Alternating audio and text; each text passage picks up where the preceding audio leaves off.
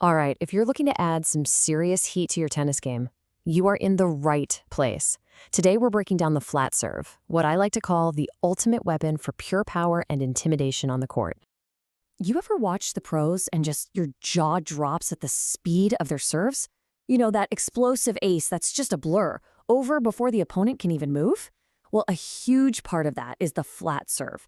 And yeah, the top players, they can hit some absolutely insane speeds with it. Think about that. 150 miles per hour. That's the kind of speed we're talking about with a flat serve. And its whole purpose, its entire reason for being, is maximum velocity. It just cuts through the air with almost no spin, which means your opponent has basically zero time to react. It's just overwhelming power. So how do we actually build this thing? Simple. We're going to break it all down. First, we'll quickly cover what it is. Then we'll get into the nitty-gritty, the grip, the toss, and the motion. And we'll wrap up by talking strategy. You know, when to use all that power.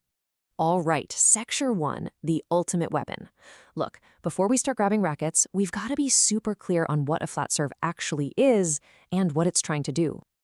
Okay, so here's the deal. A flat serve is all about speed, not spin. The entire goal is to hit straight through the back of the ball. You're not trying to be tricky, you're trying to be a sledgehammer. You either want an ace, point over, thank you very much, or you want to force such a pathetic, weak return that you can just step in and crush the next ball. It's pure, unapologetic aggression. Okay, let's get to it. Step 1, the grip. And listen to me on this. Everything, I mean absolutely everything, starts right here. You could have the most amazing toss, the most fluid motion in the world, but if your grip is wrong, you're just not going to unlock that power. It's that simple. So what's the magic grip? It's the continental grip. And this is non-negotiable. If you're not sure what that is, the easiest way to find it, seriously, is to just hold your racket like you're holding an axe, like you're about to chop some wood with the edge. That's it. That's the grip. It's the whole foundation for everything else we're about to do. Want to check your grip right now? Go ahead. If you're holding it with a forehand grip, you'll notice the strings kind of want to face the ground. But switch to that continental, that axe grip, and see that? The racket face naturally opens up a little bit, strings pointing slightly up. That's the sweet spot. That's the visual check that tells you you're ready to generate some serious power. All right, grip is locked in. Now for what I think is the component that truly makes or breaks a great serve, the toss. I'm not kidding. Where you put that ball in the air controls everything about the swing that follows. So you can see here the location of the toss is totally different for different serves. A kick serve, it's back here. A slice, it's out to the side. But for our serve, the flat serve, the target zone is right in front of you, kind of between your head and your hitting shoulder. That's the only spot that lets you get your body behind the ball to really drive through it with all that power. Okay, now here's a little pro secret for you. It's all about timing. One of the biggest mistakes I see people make is tossing the ball way, way too high. You think it gives you more time, but it actually kills your rhythm. You end up just waiting for the ball to drop. The sweet spot, the rhythm window, is between 0.6 and 0.9 seconds. That's it. It's super quick. A nice compact toss forces a quick, explosive swing. You hit the ball right at the peak, and that's where the magic happens. All right, grip, check. Toss, we know where it's going. Now, let's build the engine. Let's talk about the motion that's going to generate all that incredible speed. Forget that old down together, up together stuff. It's just clunky. I want you to remember 3 words. Turn, toss, salute. It's that simple. First, you turn, coiling your body like a spring. As you do that, you toss the ball up into that perfect spot. And then you bring the racket up into this salute position. See that? The racket is on its edge and your palm is facing down. This 3-part sequence is the key to a fluid, powerful setup. Now here is the absolute #1 power killer. You have to avoid the waiter's tray position. You know what I'm talking about? Where the racket face opens up and the strings are pointing to the sky like you're carrying a tray of drinks.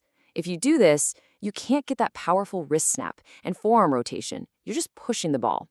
That's why that salute position with the racket on its edge is so important. It sets you up for power. Okay, this is probably my favorite mental trick for the serve ever. I want you to imagine you're wearing one of those pointy birthday hats, but like a unicorn horn right on the front of your head. As you swing up from that salute position, your goal is to have the edge of your racket pass right over your head and knock that imaginary hat off. It's a fantastic feeling, and it guarantees you're swinging up at the ball, generating real racket head speed instead of just pushing it. So all of this, the turn, the toss, the salute, knocking off the hat, it all leads to this single moment, the contact point. As your arm extends fully, you finally snap that wrist and forearm, that's called pronation, and you make contact. For a truly flat serve, you're aiming for the very back of the ball. Think of it like a clock face. You're hitting it right at 12 o'clock with the strings perfectly flat, facing your target. Boom! That's where all that stored up energy gets transferred right into the ball. Okay, so now you know how to build this rocket launcher of a serve. But that brings up a really important question. When do you actually pull the trigger? Because this thing is a weapon, for sure, but it comes with a pretty big trade-off. It's a gamble.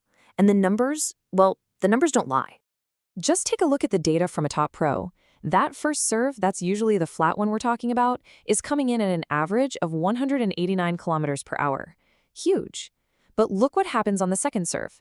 The speed drops almost 30 kilometers per hour. Why? Because on the first serve, they're going for the kill. They have that safety net of a second try. So why even take that risk? Well, here's why. It works. That same player wins a whopping 81% of the points when they get that big first serve in.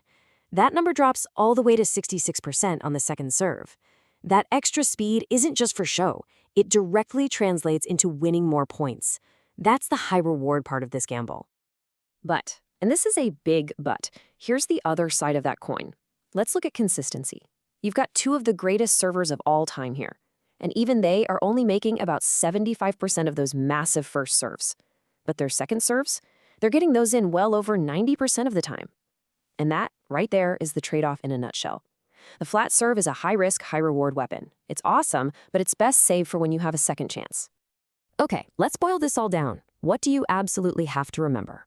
Number 1, use that continental axe script. Number 2, toss the ball in front, right between your head and shoulder. 3, remember this simple sequence. Turn, toss, salute. 4, knock off that imaginary birthday hat. And number 5, know when to use it. It's your high-risk, high-reward first serve weapon. So there you have it. That's the blueprint. You now know how to build one of the biggest weapons in tennis. So the next time you step up to that baseline, racket in hand, the question is for you.